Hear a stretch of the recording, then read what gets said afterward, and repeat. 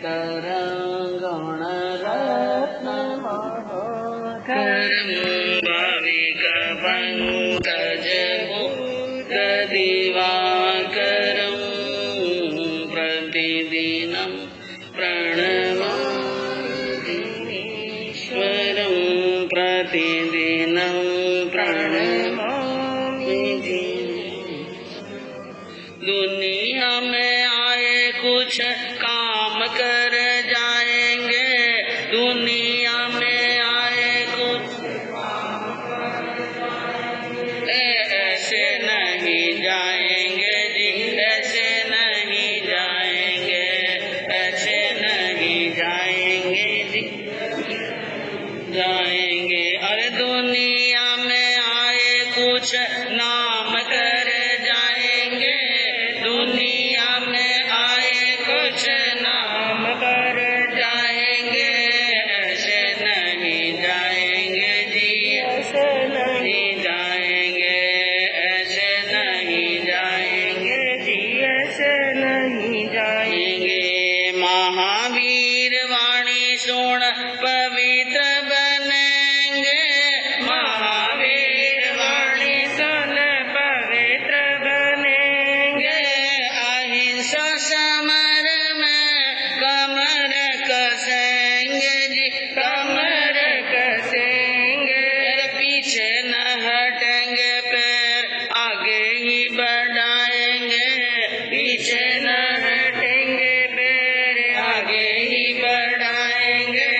ऐसे नहीं जाएंगे जी, ऐसे नहीं जाएंगे, ऐसे नहीं जाएंगे जी, ऐसे नहीं जाएंगे।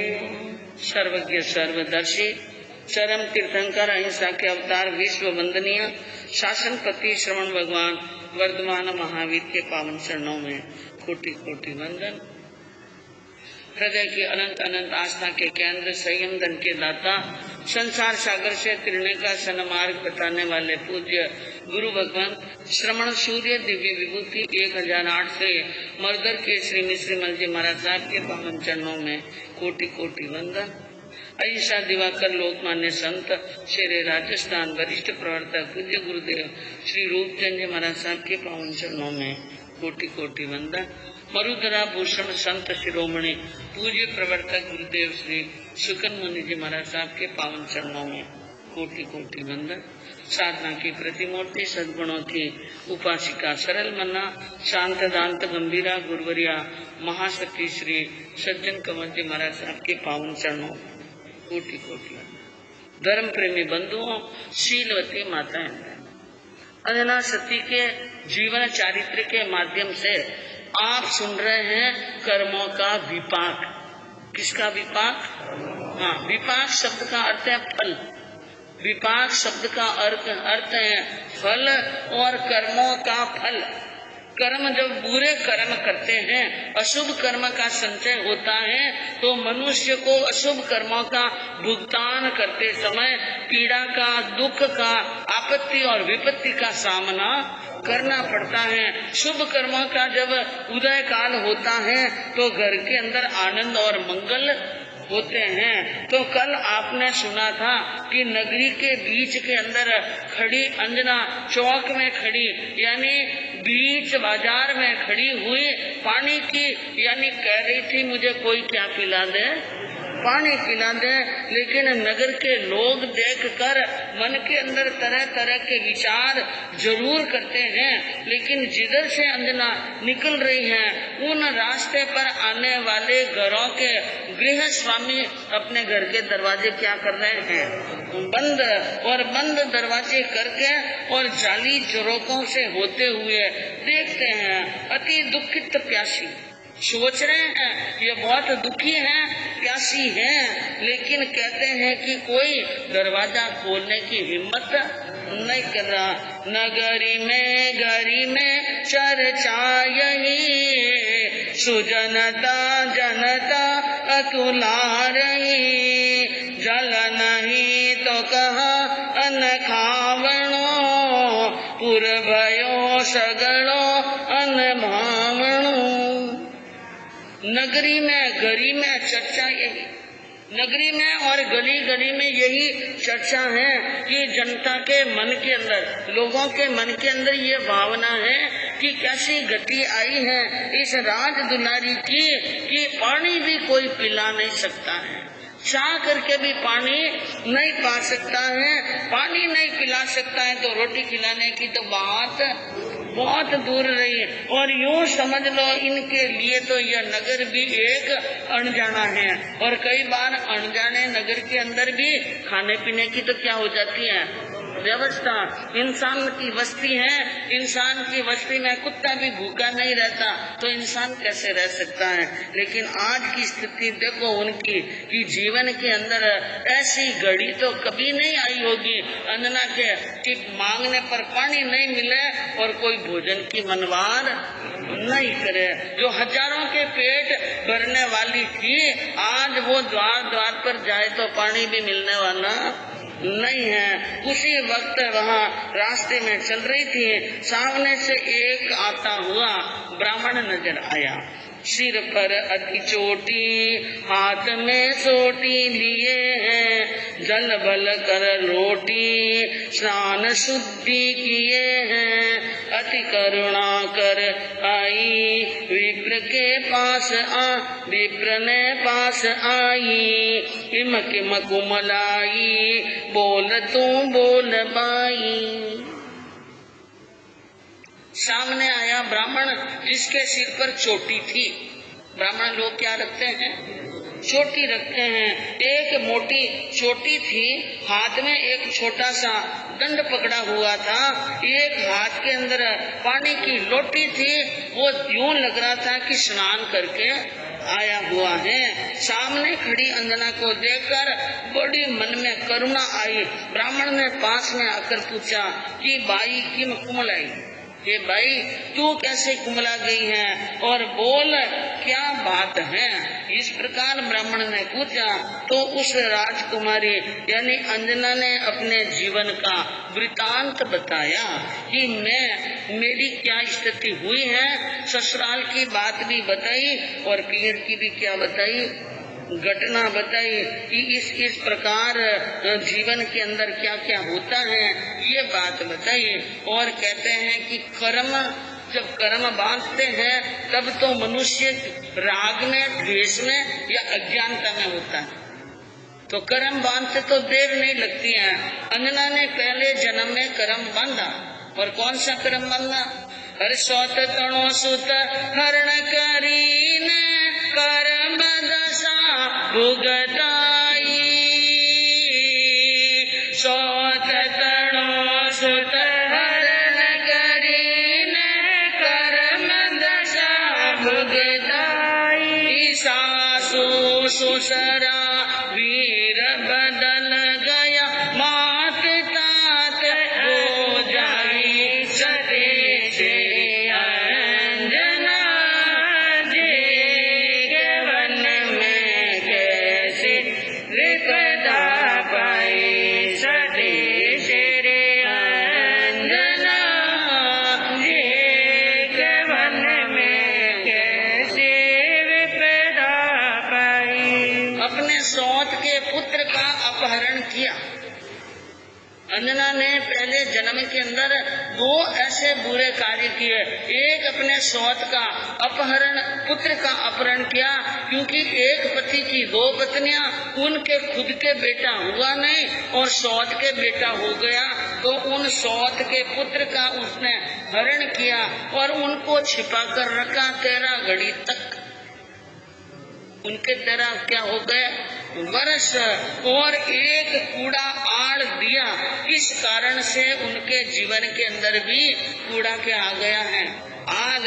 छोटी मोटी बातों में कई बार बैठे बैठे गलत कह देते हैं, ये फलाना ऐसा है, फलाना ऐसा है। हम झांक करके नहीं देखते हैं, निर्णय हम करते नहीं, इतनी टाइम है नहीं। सुनी सुनाई बात कर मान करके 10 लोगों के सामने बात कर लेते हैं और धारणा बन जाती है उस व्यक्ति के प्रति कि यह व्यक्ति तो ऐसा बुरा व्यक्ति ही होगा।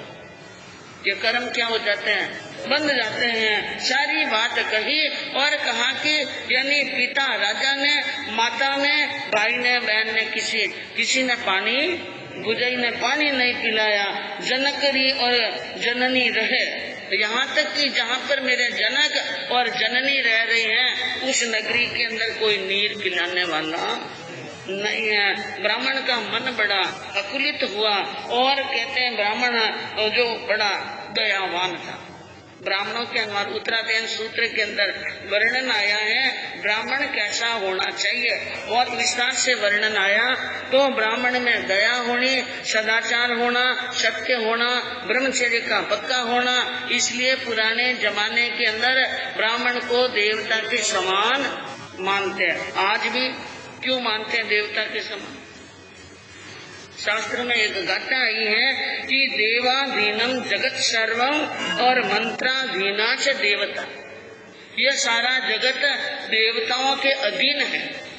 सारा जगत किसके अधीन है? देवता। और इस बात को हम गहराई से चिंतन करें तो हमारे शास्त्र में भी ये बात है, वेदों में भी बात है। हर किसी यानी पानी का भी एक देवता बताया, अग्नि का भी एक देवता बताया, वृक्ष का भी एक देवता बताया, नदी का भी देवता, नगर का रक्षक भी देव।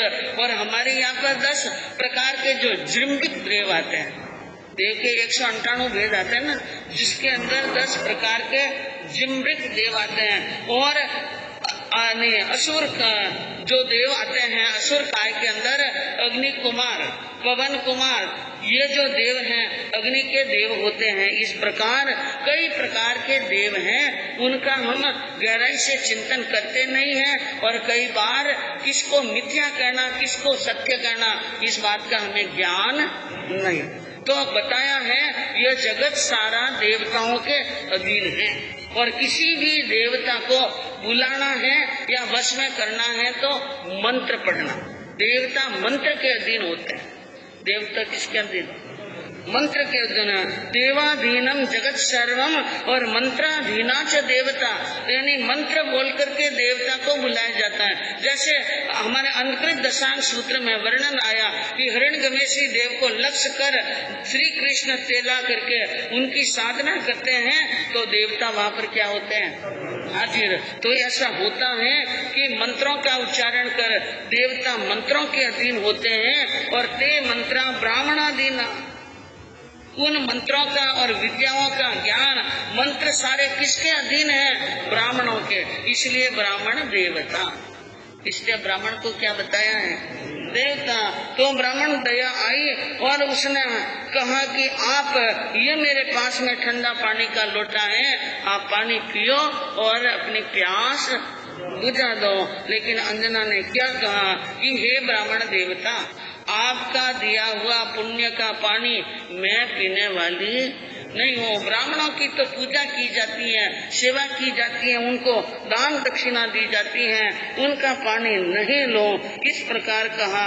और पानी बूंद पियो नहीं, यानी एक बूंद जितना भी पानी आपसे ग्रहण नहीं कर सकते हो। तो उन ब्राह्मण ने कहा कि तुम यानी इस समय बहुत आपत्ति और विपत्ति में हो। और आपत्ति विपत्ति होती है तो क्या है? आपत्ति काले नास्ति मर्यादा। आपत्ति काल में कोई मर्यादा नहीं होती है।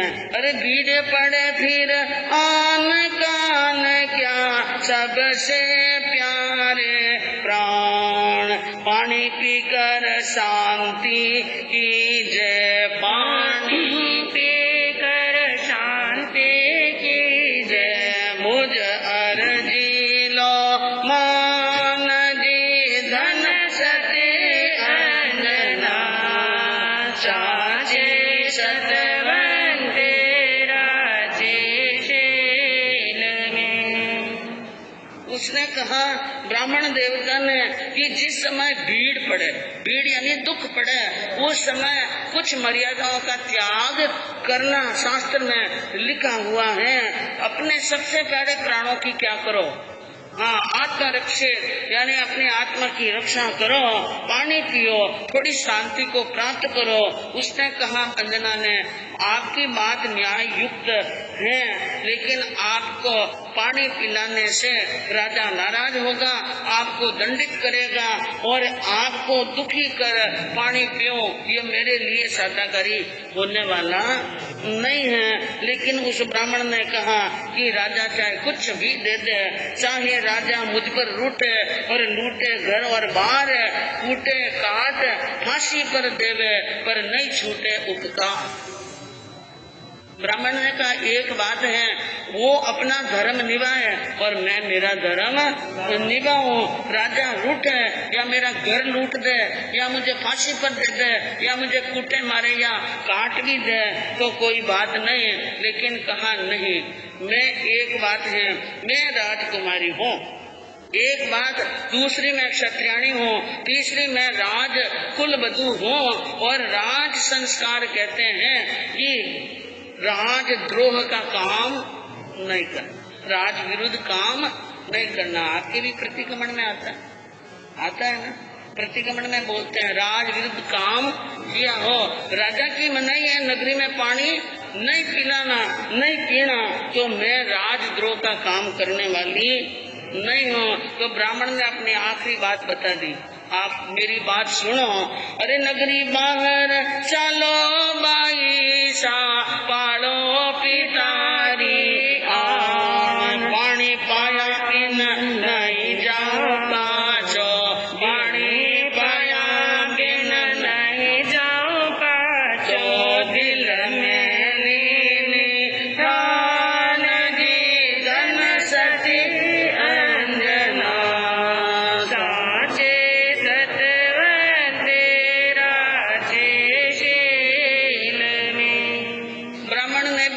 स्पष्ट शब्दों में कह दिया, अपने पिता का द्रोह न करो तो नगरी के बाहर चलो और पानी पिलाए बिना आप अपने पिता की आण भी पाल दो और मेरी बात भी मान लो। पानी पिलाए बिना मैं वापिस जाने वाला नहीं हूँ, मैंने ये ठान ली है। अब आप देखो एक ब्राह्मण की कितनी बड़ी हिम्मत, कितनी बड़ी दया, और उन्होंने स्पष्ट कहा तो अंजना को मानना पड़ा। नगर के बाहर आए और नगर के बाहर नगर की सीमा को लांग कर यानी सीओ में जाकर के पानी पिया और ब्राह्मण ने आशीर्वाद दिया और वहां से रवाना हो गए। ब्राह्मण तो अपने घर पर पहुंच गया और सखी बसंतमाला और सती अंजना कह रही हैं, देख लिया ससुराल और देख लिया पीहन और देख लिया घर वालों ने और सबको देख लिया भाई, अब चलो विपिन में। अब हम कहाँ रहेंगे? विपिन में रहेंगे, जंगल में जहाँ शेर रीछ भालू रहते हैं वहाँ रहेंगे और